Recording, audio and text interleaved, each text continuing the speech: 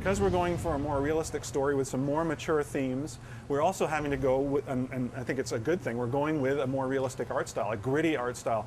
You know, there's areas of the city that are kind of scummy, like real cities, and you know, there's some heavy-duty enemies and some heavy-duty weapons that happen that aren't necessarily over-the-top fantastic. They're real. They're based on, you know, military equipment. Once the initial design is laid out, I go and develop this thing called a style guide. So this sort of outlines visual style, characters that we want to introduce, color palettes especially.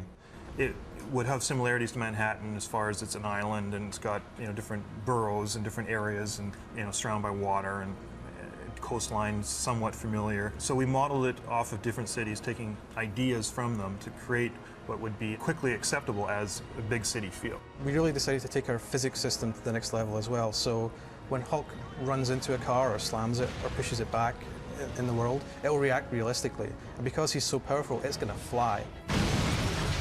Every single FMV that we have in the game, including just basically all of our non-interactive sequences in the game, we did motion capture to kind of capture that experience to basically go right along with the voiceover. In the motion capture studio, the actors actually act out from the boards and sound files that we give them. We start with animatics, blocking it out, the timing and whatnot, taking what we can from the motion capture, and then we'll move into final animation. That's keyframing, facial animation, the final touches. A lot of our animations actually involves us acting it out. We will take a camera and we'll actually perform whatever move is required. Currently going to show you some weaponization animation that we're working on. For weaponization, we really want to offer the ability for the player to interact meaningfully with all these props in the world. So he can knock a car out of his way if he's just running down the street, but he can also grab that car and toss it at enemies. He can toss it at a tank. He can toss it at a helicopter and pluck it out of the air. He can also grab many of the objects in the world and then change the shape of them to change the gameplay meaning. The current one I'm going to show is called Ball and Chain. It's basically a mace-like prop that Hulk wields around. There are tons of different types of weaponizations in the game, and they're released to you chapter by chapter as you go through the experience. So we think people will get a lot out of it. It's a pretty lengthy process sitting with the writers and working out the script. But that script is really going to dictate, essentially the Bible for the rest of the game, of where we're putting our FMVs, where we're putting our NISs and cinematics in the game. There's a storyboard of our villain Blonsky talking to his wife, but his wife is actually a photograph of her. He's losing his mind and the photographs are talking back to him. No, it's not like that. I promise. I'm not afraid of the mutation anymore. Not when I have this kind of power. The Abomination is like a dark reflection of the Hulk. Whereas the Hulk generally does the right thing, Abomination has no qualms in indulging all of his darkest fantasies. He's the one who is theoretically actually stronger than the Hulk. And in order, yeah, my understanding, you could even ask the historians, he's even stronger, but the Hulk, when the Hulk gets angrier, as is well known, he gets stronger and stronger and stronger. So the deeper you get into the fight, the more the scales turn and the Hulk is able to compete. Geek.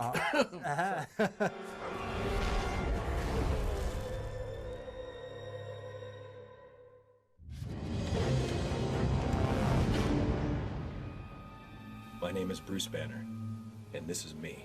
We went to Neil McDonough. Neil, we chose him because he actually is doing a lot of great stuff lately, but he also played Bruce Banner in the Incredible Hulk cartoon series. So Neil was already familiar with the character.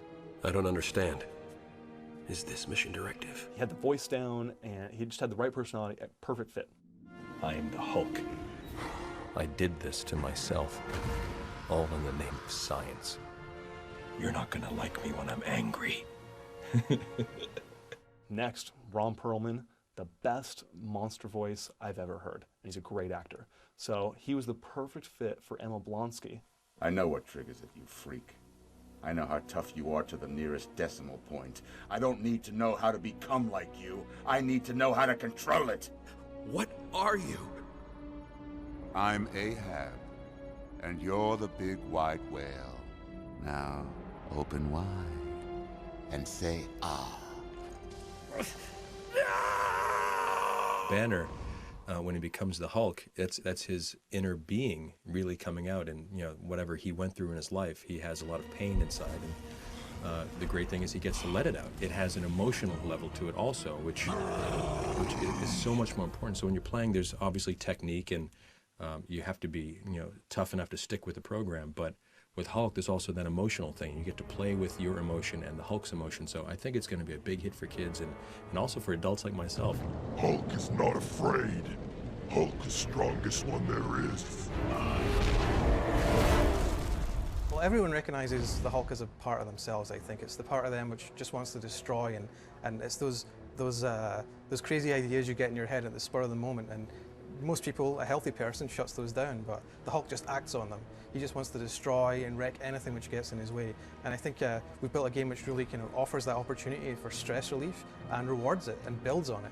Epic fighting. It's just an awesome experience. Everyone really gets very stoked about working on a video game and getting to realize their dreams in a sense, because they get to create whatever they want. This has been one of the most amazing experiences of my career. I think video games have the potential to be these great immersive movies where you play your own movie. He gets to experience being the Hulk. The Hulk just lets it out. He lets it rip, and this is what he is. And I think it's a really great metaphor for life, that if we could be more like the Hulk at times and just be freer with our thoughts and who we are, then I think the world would be a heck of a better place. I truly believe that the Incredible Hulk is the best character for a video game. He's unstoppable. He's the strongest character there is. No one can beat him. Hulk is basically a monster.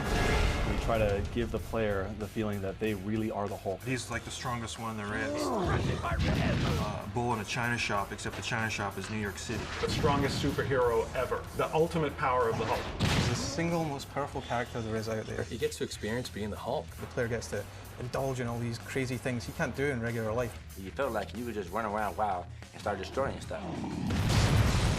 That's what the Hulk does. The action is over the top. You definitely won't like him when he's angry.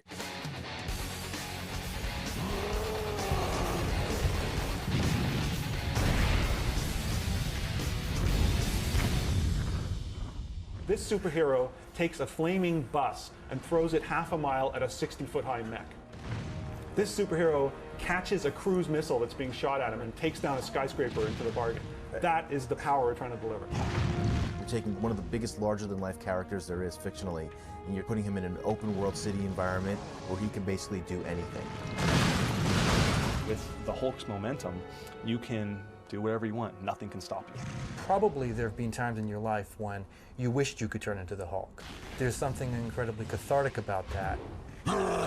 It can be good and it can be bad and it can be fun. To be a success, it has to be different. The key design elements in Hulk, we have epic fighting, total destruction, unstoppable movement, total freedom. One of my favorites is the total destruction, just being able to rip a car apart, use them as steel boxing gloves, or grabbing chunks of destroyed buildings and using those as bowling balls.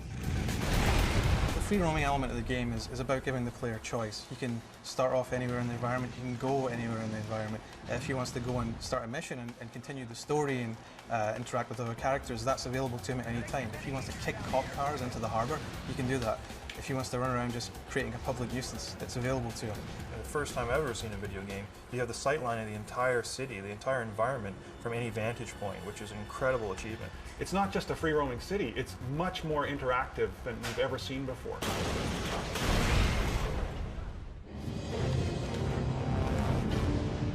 We worked really closely with Marvel, and they're always in there constantly making sure that the user's going to get this super over-the-top experience that they've never seen before with any other superhero character. Marvel has a lot of involvement in how we build this game. Marvel is responsible for the character. They want to make sure we treat it right. He's still green, right? That's true. He's still green. And he always wears purple pants, so he has appalling sense in fashion. Right. Yeah, if you know you're going to turn green, the last thing you want to do is wear purple pants. So in the case of the Hulk, you know, there are so many facets. There's the psychological facet. There's sort of the monster movie aspect of it.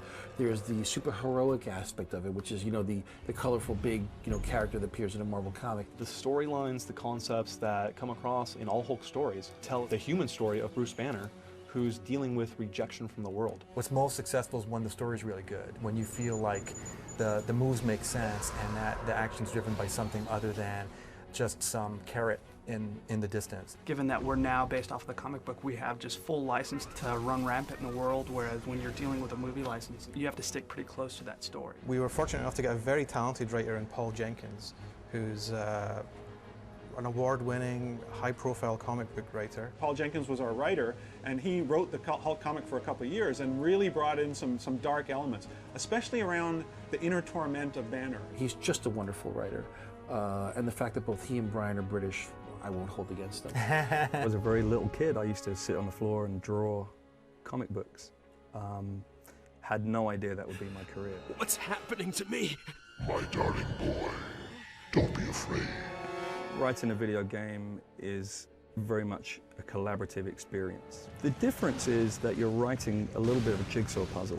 You have to adapt every other 5 minutes. We have a new technical problem, the technology's changing, there's a new game engine, and every time that happens, you as a writer have to be able to adapt to the change. He's an amazing character, he's very enduring, obviously people have loved him for a very long time, but there's an aspect to him that we don't understand. It's not very often that we get that much rage. So working with the Hulk itself is actually a way of exploring your own anger or inner rage.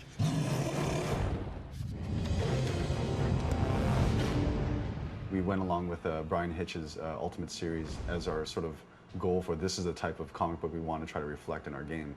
It was a lot more darker, a lot more epic. So I'm really happy with that, so that's going to be great. The fans of the Hulk are going to be very pleased, I think. Great. Actually, we have some art here that we just got today. These are some of the early concepts from Brian Hitch. So I just want to run these by everybody to kind of see if everyone's happy with early direction. Here he's kind of coming right at you in the image.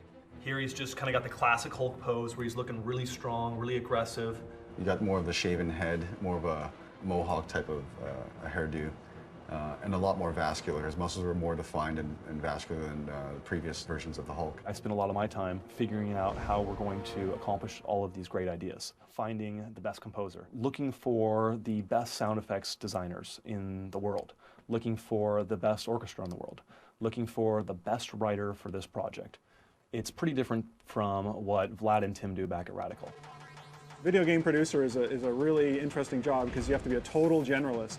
You have to know something about tech, you have to know something about art, obviously you have to know a lot about gameplay, but you also have to know about people management and budget management, and it's a really cool job. It's kind of like the combination of a movie director and a movie producer all kind of rolled into one. Managing a team of 40, 50 people towards a common goal over 2 years, it's a huge challenge, and when you get to the finish line, it's pretty awesome, that feeling you get when, yeah, we did it as a team. The designers work on the gameplay experience, so the artists work on the aesthetic, the programmers work on the foundations to make things happen.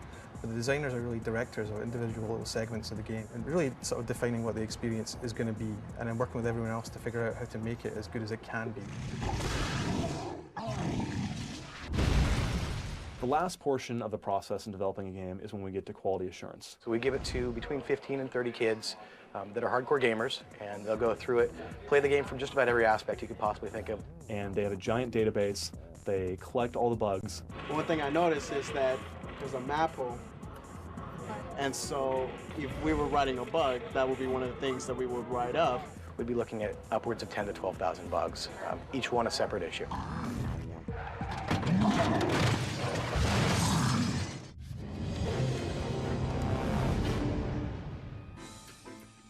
This is the gem that I'm going to show you. This is the tool that designers use. I'm a designer. I want to say, okay, well, what's it like to play at response level 1? Is that too easy, too hard? What is most fun to the player? The gem allows the designer to play with these numbers and encounters in a very easy way. As an example, like right now, Hulk's max charge jump, he goes to a height of 20 meters. So in this tool, we can take that number and say bump it up to 40 meters. So now if I do a max charge jump, he should jump twice as high. on the fly, change it, try it. I could bump it up to 6, down to 1. I could do that in minutes. It's a world of difference. I did do a lot of the effects, basically kind of built up an effects database that we used to blow up our props, basically, or damage them, or make them smoke, or make them light on fire, or anything that blows up or has fire, flame, smoke, debris, dirt. That's me.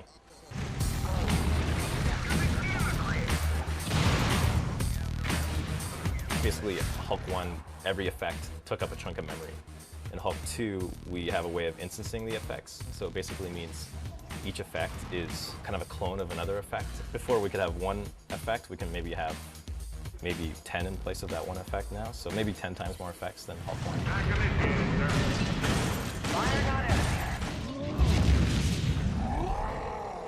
All right, this is the milestone where we really have to kick it up another notch. Think of it as base camp and then climbing the mountain. Well, we're climbing the mountain again. This is a 4-week milestone, milestone 16. And we have a demo in 3 weeks at VUG in LA. This milestone build is being used for our final official focus test.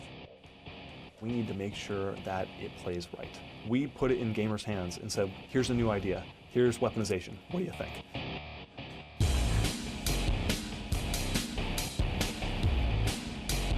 I've never done that, so that was something new and surprising.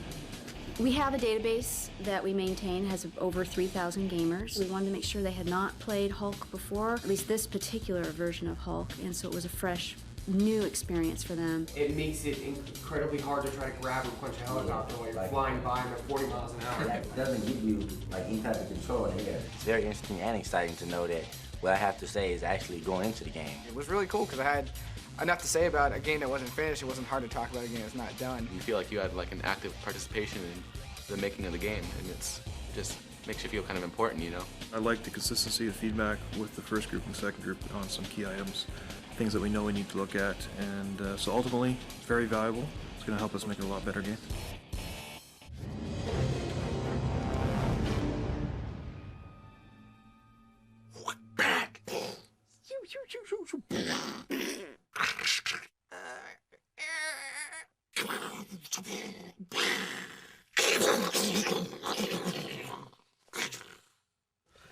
I got into this line of work because I was always noisy, very, very noisy. The more realistic the sound is, the more the player feels that they're there. It's the genuineness of it, the believability, the plausibility of it, and the detail lends a lot to that. They went so far as to go out to a junkyard in the middle of the California desert and record car smashing, dropping, and pounding sounds through a Foley session at a junkyard, which for me is the perfect way to capture the Incredible Hulk. We pretend that we can control this stuff, but it's an illusion. This will be Kilo, take 6.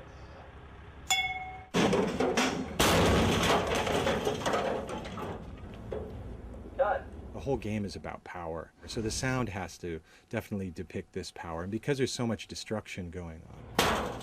Because the Foley session was recorded in high definition, we could really manipulate these things to a much further extent than you can with other sound sources and libraries. We want it to be fresh, you know, and interesting, and I think that we go to great lengths to create new libraries of raw material.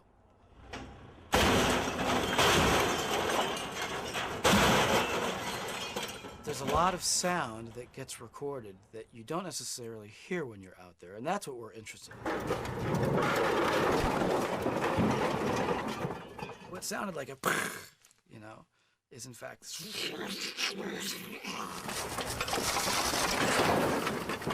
We came up with a water tank trailer. Basically, it was a water tank on a trailer, welded to a trailer and bolted down. So when we dropped that, obviously you had the kind of the hollowness, but it also had these real loose metal parts that banged around.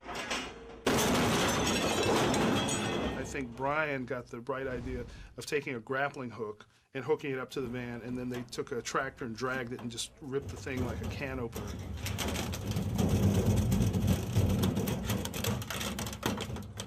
And eventually we dropped the water tank into the van. Oh, that's right. And then we picked the whole caboodle up and we dropped that. That was the grand finale of the day.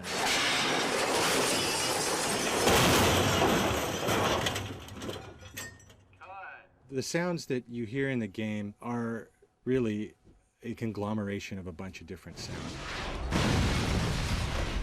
When you hear an explosion, that might be a layer of fire, of glass, of metal, and that is what actually makes up one sound.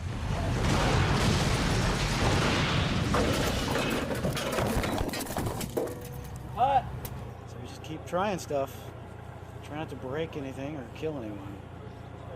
So far we've succeeded.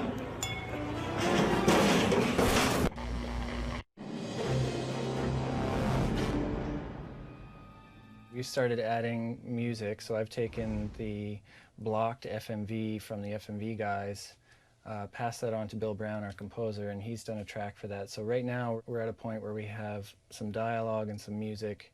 We're going to be adding sound effects, and then we'll do the final mix. Bill Brown is our composer on this title, and he has an amazing background in video games. He's got a wide variety of experience, and he really brings that cinematic feel. Wow, it's a little much. It gets like, I can't really hear the note anymore. It just becomes a noise at that point. I think I'd like a little more of the note there.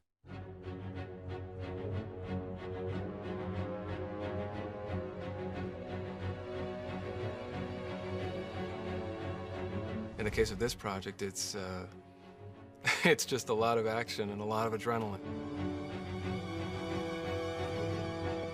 My job in the majority of this game is actually, the second you get in, you are just roaring from one end of the level to the other. They're the character. They're playing it. So basically, I'm just supporting their experience, and I'm just deepening that experience. That's my goal. And these LA players just, man, they just nail it. There it is.